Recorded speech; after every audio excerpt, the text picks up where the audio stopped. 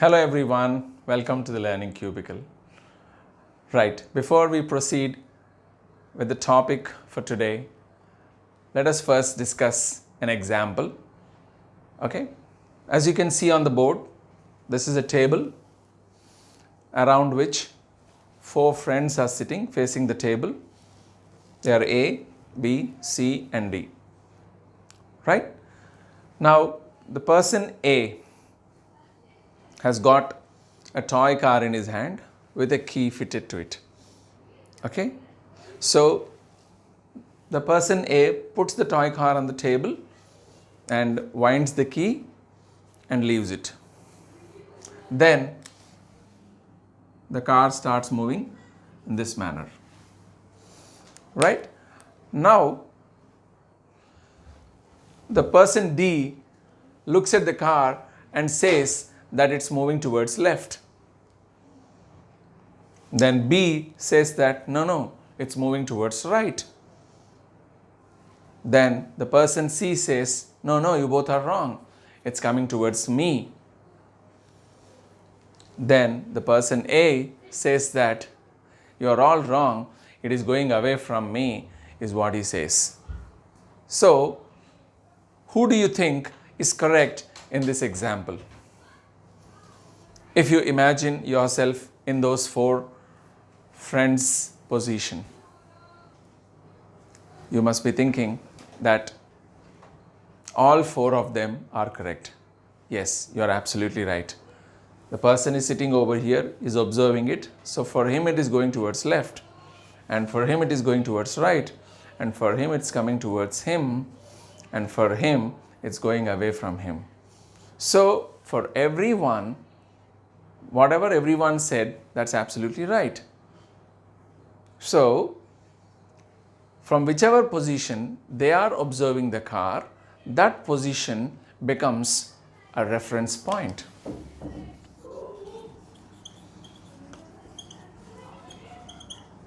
That becomes a reference point. So, according to this person's reference point, it may be left. But according to this person's reference, it is towards right. And both of them are absolutely right. Now, since there is a difference of opinions in the 4 friends, they have decided to do something, and then they all come to a conclusion that they are right. Let us see what they have done. They have identified the geographic north, south, east and west positions, and they have drawn lines in this manner. Okay? And they marked arrows in this way. Okay? And they named it as this as north, this as east, this as west, and this is south. Now again, the person A has put the toy car on the table, wound the key and left it. And it started moving. Then B says it's going towards east.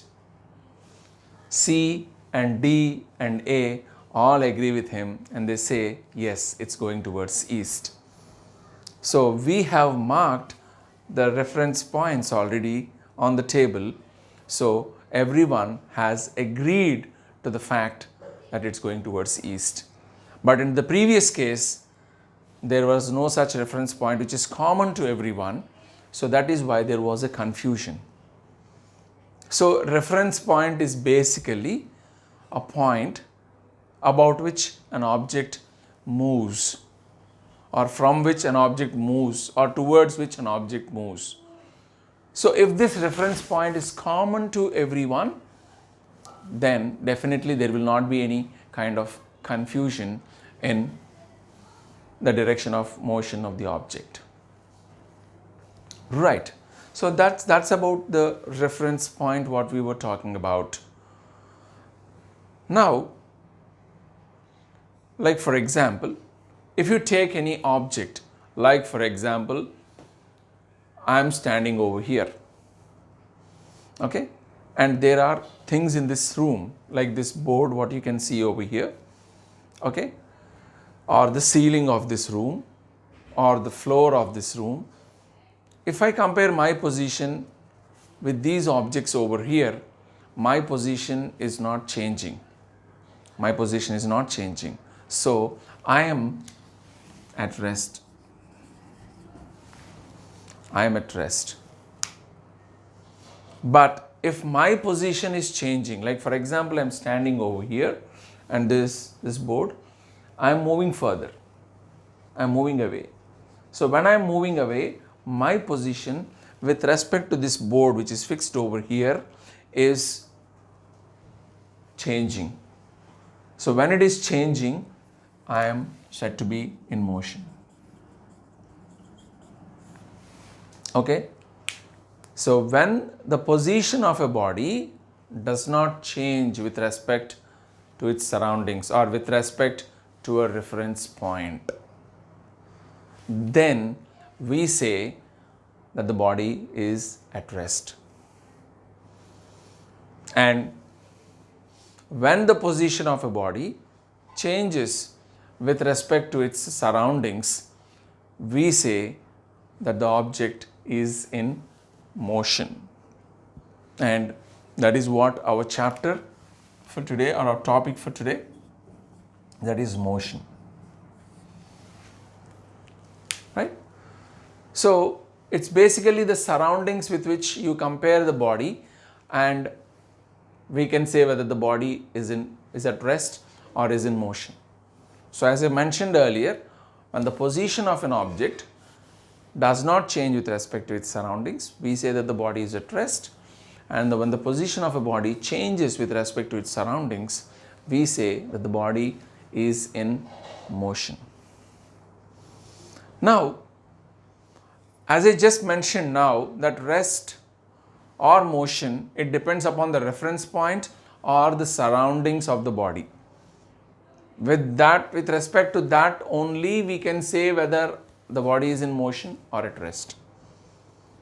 Suppose if we change the reference point or change the surroundings with which you are comparing the body, then the state of the body also changes, whether it is at rest or at motion. For that, let us discuss a simple example. Imagine you are sitting inside a bus which is moving, say your school bus. You are sitting in a school bus and it's going towards your school from your home. Now, compare your position with any of your friends sitting inside the bus. Any of the friends. That person will act as a reference point for you. Or to that matter, you can take the bus driver. So let us take him as your reference point.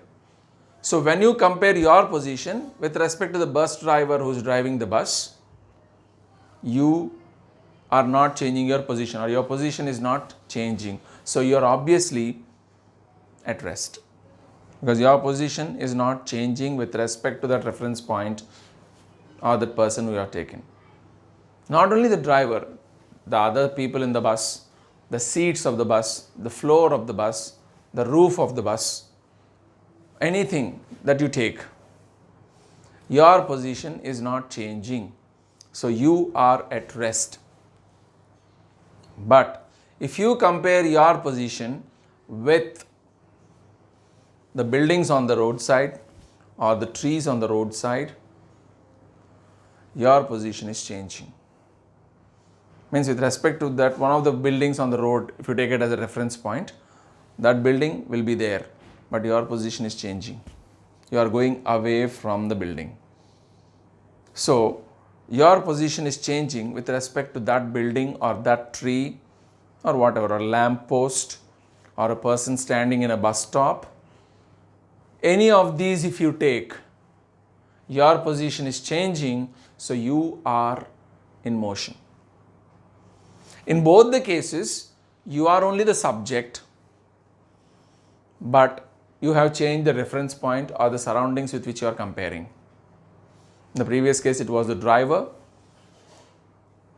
In the next case, it was some building on the roadside or the tree on the roadside, and you are changing your position, so you are in motion. So from this example, we can make a statement that rest and motion are relative terms. Rest and motion are relative terms. So we will not discuss much about rest in this chapter. We will be focusing more on the motion of the bodies in this chapter. Thank you.